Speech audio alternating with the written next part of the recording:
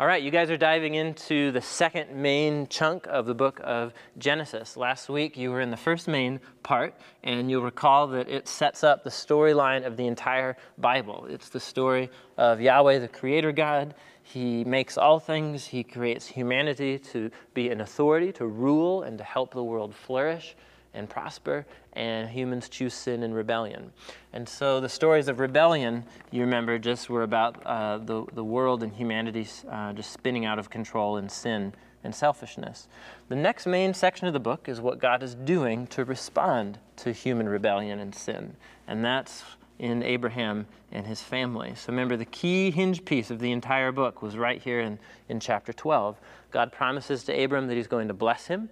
He's going to make him into a great nation, a family, and somehow, we're not specified, but somehow through Abram's family, he's going to bring blessing to all nations, blessing and salvation to the rebellious world. And so the camera zooms in on Abraham and his family in chapters 12 through 50. And there's just a couple key themes here that unite all of these stories. So first thing you'll find is that God maintains his promise to bless.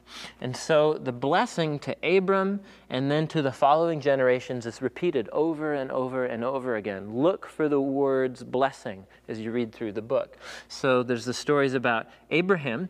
In a couple key chapters right in here, chapters 15 and 17, God makes a formal promise to Abraham, a covenant, it's called in the Bible. It's God's commitment to his promise that he's going to save and bless and redeem humanity through Abraham's family. And so you read through, the promise is passed on from Abraham, and then to Isaac, his son, and then to Jacob, and then it's passed on through Jacob's 12 sons. And particularly to two sons that get focused on at the latter half of the book, the sons of Joseph and the sons of Judah. So that's one main theme, is that the promise gets continued on through the book.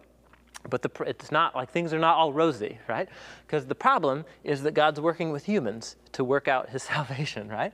And so really the main plot line that unites all of this is it's just story after story after story of Abraham or Isaac or Jacob or Jacob's sons putting the promise into danger, threatening the promise through their own stupidity or selfishness or whatever. So you have stories about Abraham like giving away his wife twice, right?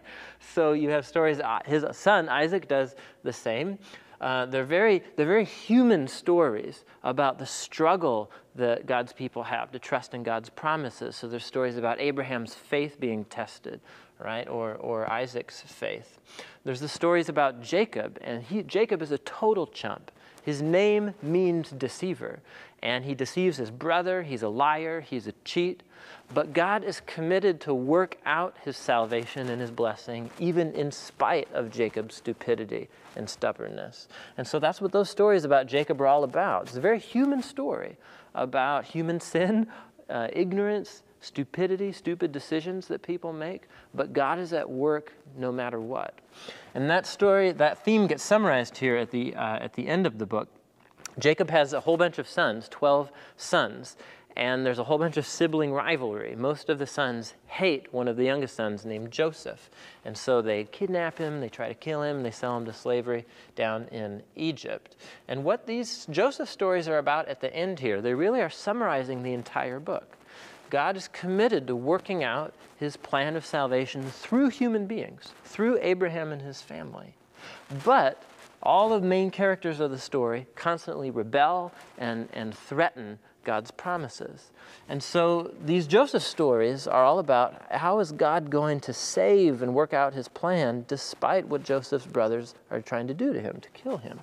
And so the story is a very, very complex exploration of how God's at work in the world. God's mostly absent through a lot of the book, a lot of the stories of Joseph here. He never talks.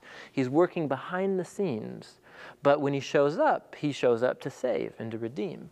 And the whole book of Genesis really is summarized right here at the end of the book. Joseph meets up with his brothers, and he says in chapter 50, verse 20, you guys were planning all of this for evil. And that's basically what all humanity is doing throughout the whole book. They're making stupid decisions, and they're planning evil. But then Joseph says, but God was planning and working it all out for salvation and for life. And that's exactly what is going on through the whole book of Genesis. And so that's kind of the setup that the whole book gives us to the storyline of the whole Bible, is God's at work to redeem and save through this family, no matter what decisions or stupid rebellious choices that human beings make. And so the story doesn't end with chapter 50. It just continues right on with the book of Exodus. All these questions up in the air. How is God going to fulfill his promises? What's he going to do through this family? And how is he going to save the world through these people? So that's what you're going to continue reading in Exodus. But that's the book of Genesis, and I hope that's helpful. It's a very powerful book that summarizes what God is up to in the world and how we can either help or hinder or be part of what God is doing to save and redeem his world. So I hope this is helpful for you. See you next time.